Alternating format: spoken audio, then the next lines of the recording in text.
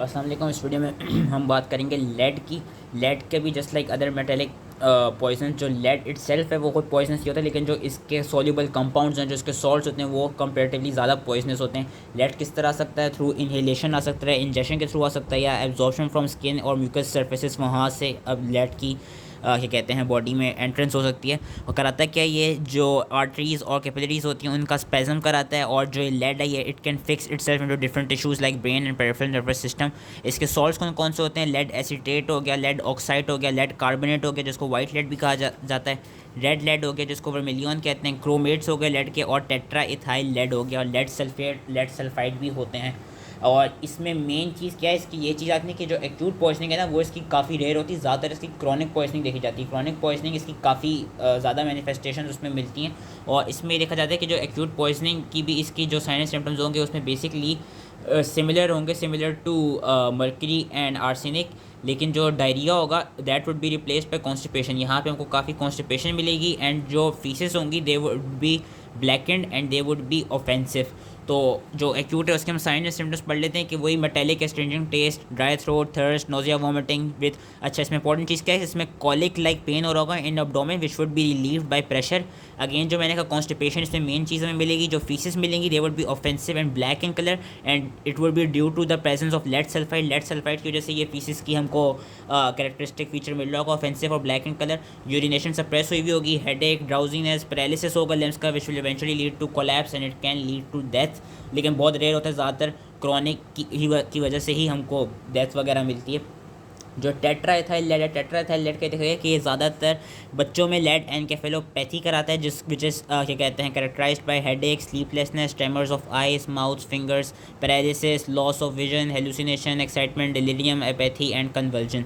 फेटल dose के, fatal dose इनकी important है, याद रखनी। जो एब्जॉर्ब लेड है उसकी है 0.5 ग्राम, जो लेड एसीटेट है उसकी है 20 ग्राम्स, जो लेड कार्बोनेट है उसकी 4 ग्राम्स, और जो प्योर टेट्रा इथाइल लेड है उसकी है a drop or two of pure tetraethyl lead is fatal. जो फेटल पीरियड है अगेन एक्यूट में नहीं होता, क्रॉनिक की ज़्यादातर पॉइजनिंग में की वजह से डेथ होती है, लेकिन सेकेंड या third day usually fatal period में माना जाता है। ट्रीटमेंट किस तरह करा सकते हैं हम एक्यूट की हम ट्रीटमेंट करा सकते हैं, स्टमक वॉश करें मैग्नीशियम या सोडियम सल्फेट से, और फिर उसके बाद हम प्लेन वाटर से स्टमक वॉश करें ताकि जो लेड सल्फेट है वो सारा रिमूव हो जाए। मॉर्फिन और एट्रोपिन दे सकते हैं हम वो कॉलिक पेन को ट्रीट करने के लिए। उसके अलावा हम मिल्क, कैल्शियम सॉल्ट्स या विटामिन डी प्रोवाइड कर सकते हैं। एंड इसमें जो एंटीडोट होता है वो होता है EDTA या पेनिसिलिन। ये दोनों हम एज अ एंटीडोट यूज़ करते हैं। EDTA is basically short for ethyleneamine ethylene diamine tetra acetic acid. ये EDTA के लिए होती है, ethylene diamine tetra acetic acid.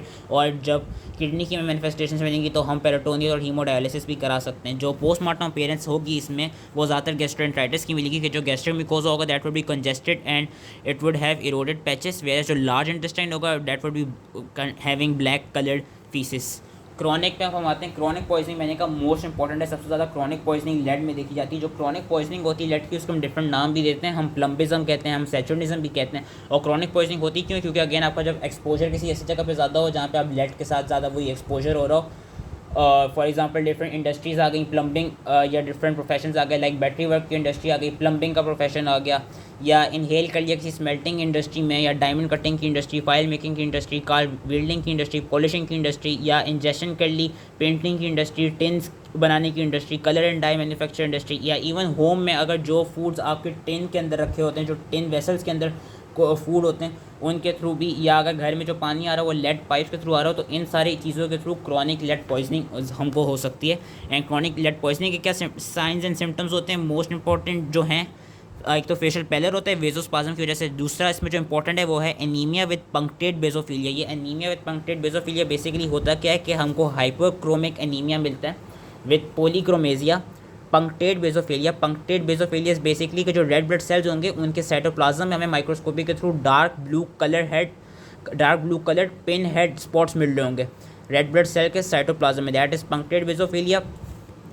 punctured basophilia, reticulocytosis, poikilocytosis, increase in mononuclear cells, decrease in polymorphonuclear cells, ये इसका chronic का क्या कहते हैं मेन वो है फीचर है। उसके अलावा lead lines again another important feature जिनको हम बर्टन्स लाइन भी कहते हैं, BURTON बर्टन्स लाइन, कि ये होती क्या, ये भी ब्लूइश ब्लैक लाइंस होती हैं लेकिन ये होती कहाँ पे, दे आर बेसिकली, या होती क्यों है, they are basically due to the subepithelial deposition of lead sulphide granules on the gums at the junction with the teeth. याद रखना है कि जो लेड की लाइन्स होंगी they would be not on the teeth but on the gums which are at the junction with the teeth. Subepithelial deposition हुई होती है, ज़्यादातर अपर जॉ में देखे जाते हैं। इसके अलावा कॉलिक एंड कॉन्स्टिपेशन क्रॉनिक में भी देखा जाता है। पैरालिसिस देखा जाता है कि ये कहते हैं एक्सटेंशन मसल्स का पैरालिसिस होता है, रिस्ट ड्रॉप और फुट ड्रॉप इसमें हो सकता है। प्योर टेट्राइथाइल लेड की वजह से लेड एनकेफेलोपैथी हो सकती है चिल्ड्रन में। रीनोवैस्कुलर मैनिफेस्टेशंस मिल सकती हैं। जनरल साइन एंड सिम्टम्स मिल सकते हैं like anorexia, nausea, vomiting, metallic taste वगैरह। एंड रिप्रोडक्टिव सिस्टम्स की मैनिफेस्टेशन मिल सकती हैं, लाइक हमको फीमेल में वो डिफरेंट मेंस्ट्रुअल डिसऑर्डर्स मिल सकते हैं लाइक डिसमेनोरिया, एमेनोरिया, मेनोराजिया, और they can even cause abortion, they can even lead to sterility in both sexes. अब इनकी भी अगेन क्रॉनिक की हम डायग्नोसिस कैसे करते हैं, डायग्नोसिस के लिए वही पंक्टेड बेसोफिलिया का हमने डायग्नोस्टिक फीचर रखा हुआ है कि if more than 200 punctate basophilia cells per centimetre square are seen in the microscope that is diagnostic, and 0.25 milligram of lead per litre of urine is seen in your urine के levels. और lead basically कराती क्या है कि जो heme synthesis है उसमें कुछ एंजाइम्स को इनहिबिट करती है, जिसकी वजह से जो यूरिन होगा, यूरिन में हमें काफ़ी सारी पोरफायरिन्स की भी एक्सक्रीशन मिलेगी। एक्सरे पे हम जो लॉन्ग बोन्स होती हैं उनके एंड्स पे हम ट्रांसवर्स ओपेक बैंड्स देख सकते हैं। एंड टेट्राइथाइल लेड की पॉइजनिंग के लेवल पे हमको जो लिवर होगा वो भी एक्सरे में ओपेक नज़र आएगा। क्रॉनिक की ट्रीटमेंट कैसे होती है, एक तो अगेन जो जिधर से भी एक्सपोजर हो रहा है उसको, उस सोर्स को रिमूव कराया जाए, एंड इसका दूसरा वही एंटीडोट दे दिया जाए विच इज़ EDTA। एंड कभी कभी हम कम्बिनेशन भी यूज़ कर सकते हैं EDTA और BAL, ब्रिटिश एंटी ल्यूकोसाइड का। पोस्टमार्टम फाइंडिंग्स क्या मिलती हैं क्रॉनिक में ज़्यादातर बोन मैरो हाइपरप्लेजिया मिलता है of erythroblast and leukoblast with decrease in fat cells. और इसमें ये है कि हम जो बोन्स, टीथ्स और हेयर्स एंड नेल्स हैं इनको भी हम केमिकल एनालिसिस के लिए प्रिजर्व कर सकते हैं। जो इसकी मेडिको लीगल एस्पेक्ट्स हैं क्रॉनिक के, उसमें ये है कि ज़्यादातर एक्सीडेंटली होती है, इवन तो ये कैटल पॉइजन के तौर पे भी यूज़ होता है, लेकिन मोस्ट इंपॉर्टेंट इस एक्सीडेंटल बच्चों में हो सकते हैं, क्योंकि हमें पता है जो छोटे बच्चे होते हैं उनको ज़्यादा आदत होती है चीज़ें मुंह में डालने की। तो इस तरह वो अगर टॉयस, लेड के टॉयस या पेंट वगैरह, घर के दीवारों का जो पेंट होता है वो चाट लें तो उससे उनकी क्या कहते हैं लेड की उनकी इंजेक्शन हो सकती है। दूसरा ये है कि अगर टिंड वेसल्स यूज़ हो रही हो या कहीं पे क्रॉनिक क्या कहते हैं एक्सपोजर हो रहा हो, कहीं पे भी, मतलब क्या कहते हैं जहाँ पे भी किसी इंडस्ट्री में क्रॉनिक एक्सपोजर हो रहा हो, तो बेसिकली वहाँ से एक्सीडेंटल इनहेलेशन या एक्सीडेंटल इंजेक्शन की वजह से मेन इसकी मेडिको लीगल वही एस्पेक्ट यही है कि इसमें एक्सीडेंटल पॉइजनिंग ज़्यादा से ज़्यादा देखी जाती है। So that was all related to lead. I hope easily समझ में आ गया हो, एंड थैंक यू।